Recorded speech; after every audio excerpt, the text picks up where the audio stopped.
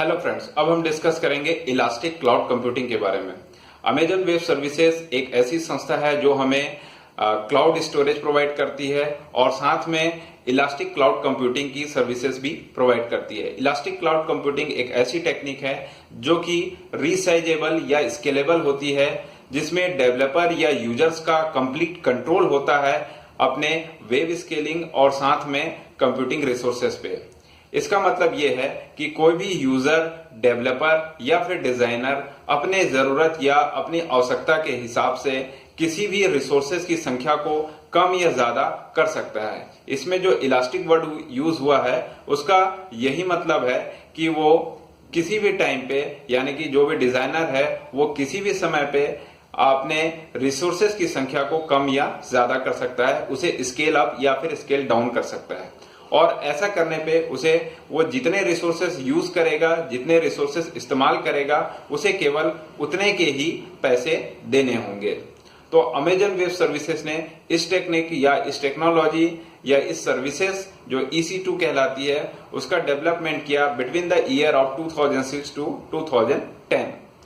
आजकल ये काफी पॉपुलर है क्योंकि इसमें यूजर्स का या फिर डेवलपर्स का कंप्लीट कंट्रोल होता है अपने रिसोर्सेज पे, और साथ ही इसमें हम लोगों को इंस्टांसेस डिफाइन करने होते हैं। Instances virtual computing environment technique को कहा जाता है।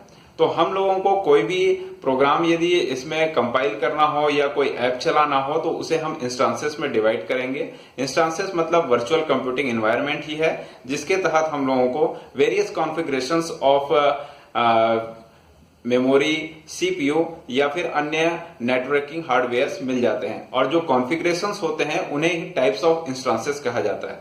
तो कोई भी चीज हमको अगर EC2 में कंपाइल, रन या एग्जीक्यूट करनी है या यूज करना है तो हम सबसे पहले अपना इंस्टांसेस डिफाइन करेंगे, और इन्हीं इंस्टांसेस की संख्या को हम कम या ज्यादा कर सकते हैं। जितने कम इंस्टांसेस होंगे उतना कम हम रिसोर्स यूज करेंगे, उतना कम हम उन्हें पेमेंट करेंगे।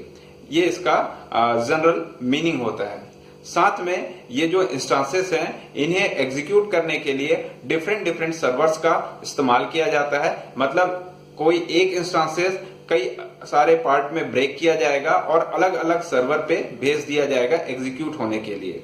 ये जो अलग अलग सर्वर्स होंगे इन्हें अवेलेबिलिटी जोन भी कहते हैं। ऐसा करने से हमारी सिक्योरिटी और रिलायबिलिटी बढ़ जाती है।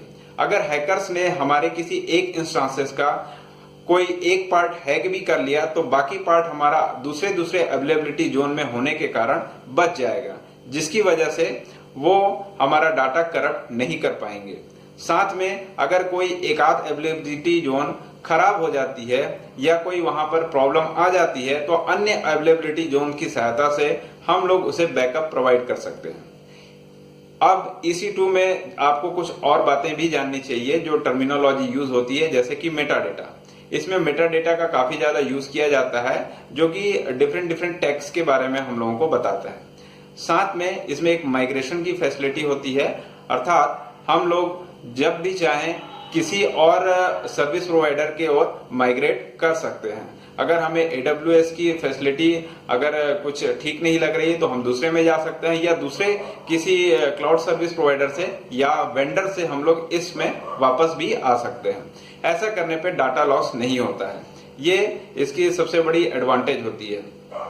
इसके अलावा ये सभी प्रकार के ऑपरेटिंग सिस्टम को सपोर्ट करती है, लेकिन जैसे कि रेड हैट, ASUS और भी बहुत सारे आपके ऑपरेटिंग सिस्टम होते हैं, उन्हें हम लोगों को ये उनका लाइसेंस का चार्ज हम लोगों को पे करना होता है।